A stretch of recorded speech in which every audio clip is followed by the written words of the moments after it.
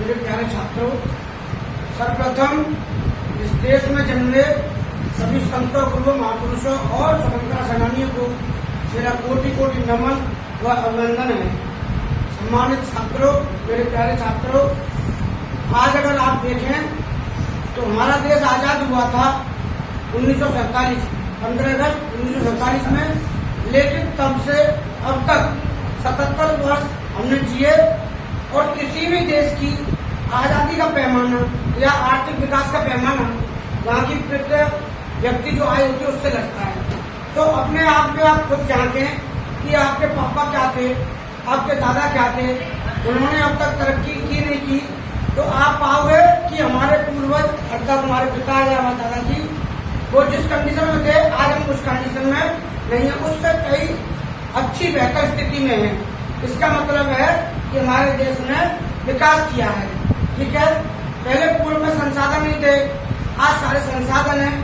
उसी के साथ हमारे देश ने स्वतंत्रता को प्यार भरी सौगात देते हुए तकनीकी क्षेत्र में देखिए और आप देखिए सामाजिक क्षेत्र में देखिए, वैज्ञानिक क्षेत्र में देखिए तो हम चांद पर पहुंच चुके हैं, मंगल ग्रह पहुंच चुके हैं। साथ ही साथ इस स्वतंत्रता के इस हवामंडल में सभी देशवासियों का योगदान है।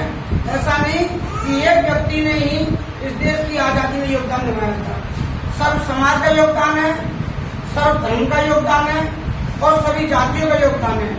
हमारे देश की एक यही विशेषता है कि विभिन्नताओं में एकता। हमारे देश की क्या विशेषता है? विभिन्नताओं में एकता।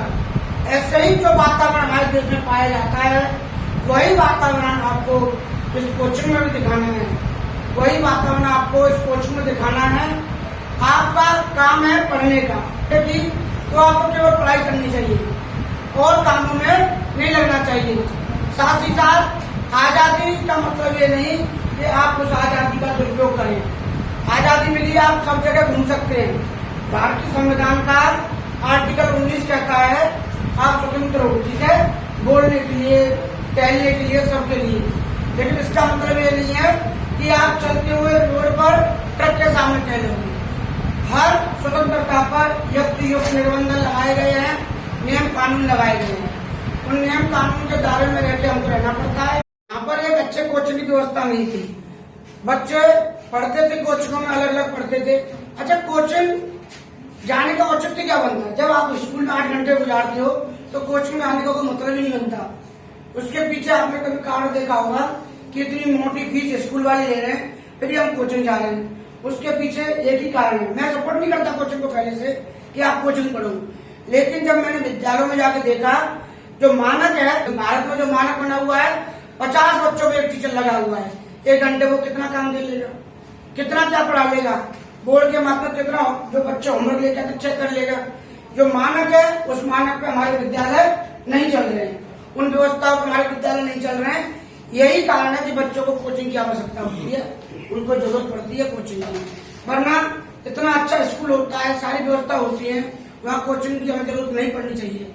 लेकिन सरकारों ने और हमारे जो तंत्र बना हुआ है, इन्होंने ऐसी व्यवस्था बननी है कि बच्चे आए कैसे भी आए, हमें फीस से मतलब है, हमको फीस चाहिए, सुविधा देने का कोई मतलब नहीं।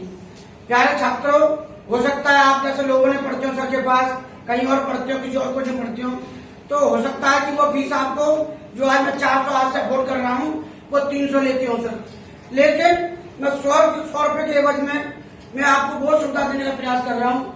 यही जो कोचिंग अंदर होगी मथुरा के अंदर, तो वही फीस है ना 1000 हो जाएगी बच्चे की। आप जाके देखोगे तो इसी सिस्टम का पैसा वहाँ बहुत हाई है। क्यों सर?